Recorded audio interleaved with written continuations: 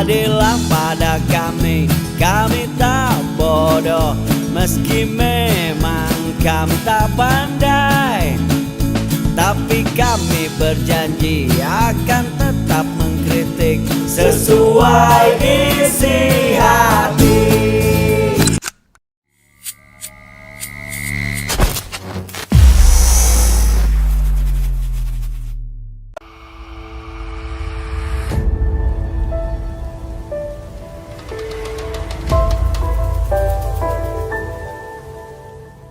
Kami menerima informasi bahwa Kepala Staf Presiden atau KSP Muldoko dan Dr. Hewan Joni Alan Marbun masih mencoba-coba untuk mengambil alih Partai Demokrat pasca KLB abal-abal dan ilegal yang gagal total pada tahun 2021 yang lalu. Gak tahu malu. Kali ini mereka mengajukan peninjauan kembali atau PK di Mahkamah Agung. PK ini adalah upaya terakhir untuk menguji putusan kasasi MA dengan nomor perkara 487 KTUN 2002 yang telah diputus pada tanggal 29 September 2022.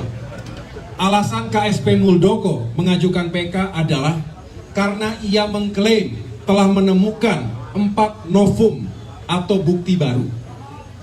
Kenyataannya, bukti yang diklaim KSP Muldoko itu bukanlah bukti baru. Keempat novum itu telah menjadi bukti persidangan di PT UN Jakarta, khususnya dalam perkara nomor 150 G 2021 PT UN Jakarta yang telah diputus pada tanggal 23 November 2021. Secara resmi, hari ini tim hukum kami akan mengajukan kontra memori atau jawaban atas pengajuan PK tersebut. Kita yakin Demokrat berada pada posisi yang benar. Betul. Pengalaman empiris menunjukkan sudah 16 kali pengadilan memenangkan Partai Demokrat atas gugatan hukum KSP Muldoko dan kawan-kawannya. Saya ulangi, sudah 16 kali Partai Demokrat menang atas gugatan hukum KSP Muldoko dan kawan-kawan. Artinya skornya 16-0. Mantap. Dengan demikian, dilihat dari kacamata hukum dan akal sehat. Saya ulangi, dilihat dari kacamata hukum dan akal sehat kita, tidak ada satupun celah atau jalan bagi KSP Muldoko untuk memenangkan PK ini. Namun, situasi hukum di negeri ini sedang mengalami pancaroba.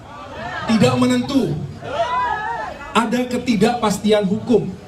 Baru-baru ini contohnya, tiba-tiba saja Pengadilan Negeri Jakarta Pusat memutuskan agar pemilu 2024 ditunda.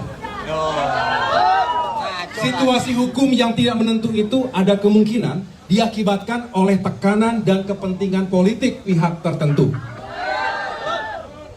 bagian dari elit dan penguasa di negeri ini. Apalagi kini sudah memasuki tahun politik menjelang pemilu 2024. Tekanan dan kepentingan politik ini bahkan bukan hanya masuk dalam ranah hukum. Dunia olahraga kita pun kena imbasnya.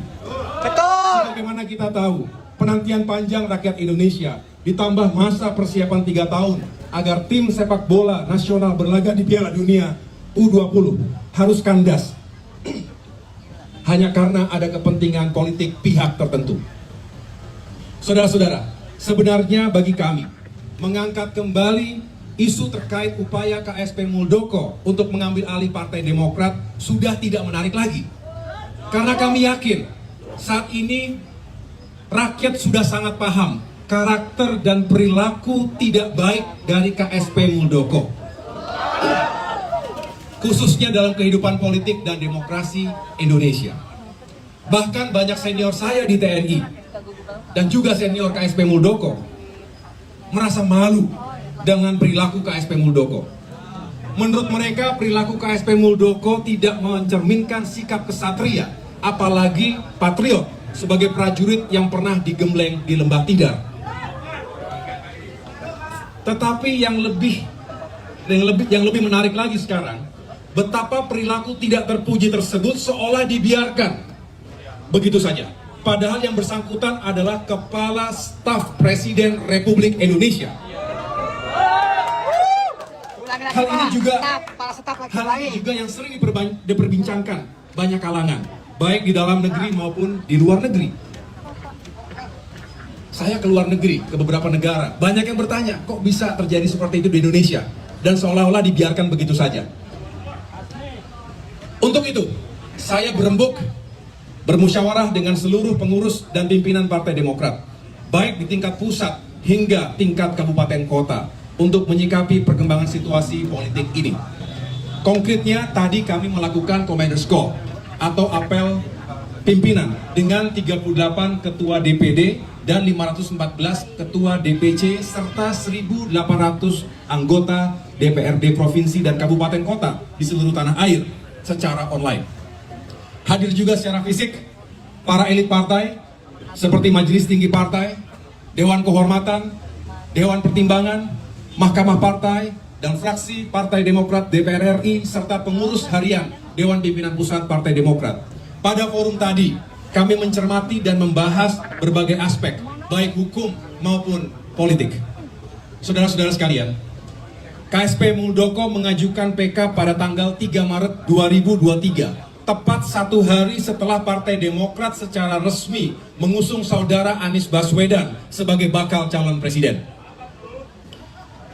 Forum Commander's Call berpendapat, PK ini bukan tidak mungkin erat kaitannya dengan kepentingan politik pihak tertentu. Tujuannya jelas, menggagalkan pencapresan saudara Anies Baswedan. Forum juga berpendapat, ada upaya serius untuk membubarkan koalisi perubahan. Tentu saja, salah satu caranya adalah dengan mengambil alih Partai Demokrat. Karena Demokrat merupakan salah satu kekuatan dari perubahan selama ini. Apalagi beberapa praktisi hukum mengatakan bahwa proses PK bisa menjadi bagian ruang gelap dalam peradilan. Ada celah untuk masuknya intervensi politik. Dan jika benar ada intervensi politik dalam kaitan manuver KSP Muldoko ini, maka keadilan, hukum, dan demokrasi di negeri Indonesia tercinta ini berada dalam keadaan bahaya atau lampu merah. Untuk itu, meskipun secara hukum tidak ada satupun alasan yang dapat digunakan untuk memenangkan gugatan KSP Muldoko, tetapi kami, keluarga besar Partai Demokrat, tetap waspada. Dengan mempertimbangkan kemungkinan intervensi politik pada proses PK ini, maka Partai Demokrat membawa kasus ini ke ruang terang. Di samping para kader Demokrat di seluruh tanah air, kami memohon rakyat Indonesia untuk berkenan ikut monitor. Bahkan para ketua DPD dan ketua DPC di seluruh tanah air bersepakat untuk mengirimkan surat perlindungan hukum kepada Mahkamah Agung. Saya ulangi, kepada Ketua Mahkamah Agung. Saudara-saudara sekalian, kami menyadari ada resiko yang harus kami tanggung dalam mengusung bakal calon presiden yang tidak dikehendaki oleh rezim penguasa. Bahkan sejak tahun lalu, perwakilan kami di tim kecil Koalisi Perubahan pun sudah menyampaikan risiko ini, bahwa bukan tidak mungkin sekelompok penguasa akan meradang dan KSP Muldoko akan mengajukan PK-nya untuk menghambat laju Koalisi Perubahan ini.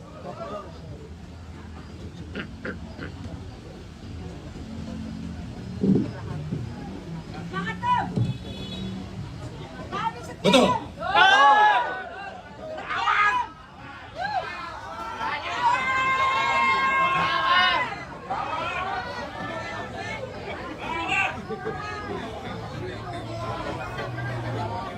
Saya ulangi, sebetulnya sejak tahun lalu kita sudah mengingatkan ini bakal ada PK, tetapi pasti sangat politis.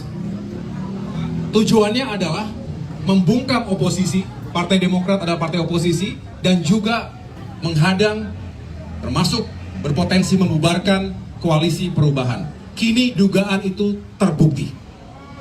Tetapi kami, seluruh pimpinan, pengurus dan kader Partai Demokrat siap. Kami siap lahir dan batin. Siap semuanya? Kita siap untuk mempertahankan kedaulatan partai kita dengan segala cara, dengan segala sumber daya yang kami dan kita semua miliki. tidak gentar sedikit pun. Kita akan hadapi segala tantangan dan resiko yang ada di depan mata. Siap semuanya? Siap! Kesadaran ini semakin memperkokoh tekad dan semangat kami menjadi lebih giat memperjuangkan harapan rakyat. Banyak sekali persoalan rakyat yang harus dicari solusinya bersama. Inflasi meningkat, harga-harga kebutuhan pokok naik, sementara daya beli menurun, pendapatan juga menurun, angka pengangguran meningkat, kemiskinan semakin meningkat, hutang meroket. Betul. Sejatinya pada persoalan-persoalan rakyat itulah Demokrat dan Koalisi Perubahan memfokuskan dirinya. Jika di tengah fokus kerja kami itu ada oknum penguasa, yaitu Kepala Staf Presiden Muldoko, yang berupaya mengambil alih partai kami, maka dengan terpaksa kami lawan.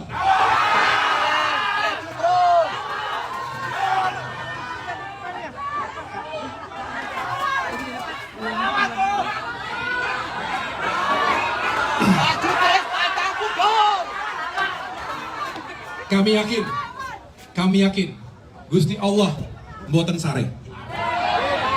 Tuhan tidak pernah tidur. Kebenaran yang hakiki tidak akan pernah bisa dimanipulasi. Jika terhadap perilaku oknum penguasa ini pun pimpinan negeri diam dan bahkan cenderung membiarkan, kami juga tidak akan pernah mengeluh. Ingat, pemegang kedaulatan tertinggi di negeri ini bukanlah individu, bukanlah sekelompok elit atau golongan, melainkan rakyat Indonesia. Maka kepada rakyat, kami meminta dukungan dan bantuan. Bersama rakyat, kami akan berjuang. Bapak Hamdan Zulfan, ya, agar diserahkan dan diperjuangkan untuk kebenaran dan keadilan kita semua.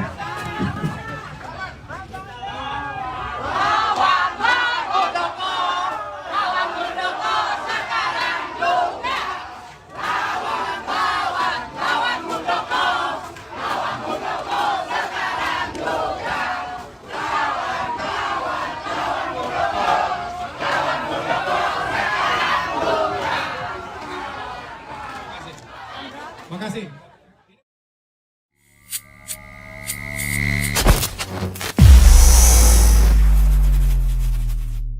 Ini gambar ini di sini ya, SZ Blended Coffee, sahabat perubahan. Ini coffee blended. Jadi kalau dibaca di belakangnya, ini original Cikalong Wetan. Profilnya medium to dark, prosesnya natural ya.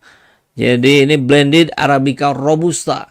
Ini kita jual untuk kita jadikan sebagai sebuah pergerakan kita dalam menegakkan keadilan. Baik, dan buat sahabat SZ juga, kalau yang mau bergabung dengan saya dengan lebih intensif, itu bisa gabung sebagai membership, sebagai pelanggan ya. Jadi nanti akan ada video-video khusus, akan ada diskusi-diskusi khusus, bahkan pertemuan-pertemuan khusus saya dengan sahabat SZ yang sudah menjadi member di channel ini. Caranya gimana? Ya kalau di handphone suka ada tombol gabung atau join. Nah, klik aja itu ya, kemudian ikuti petunjuk berikutnya. Begitu ya.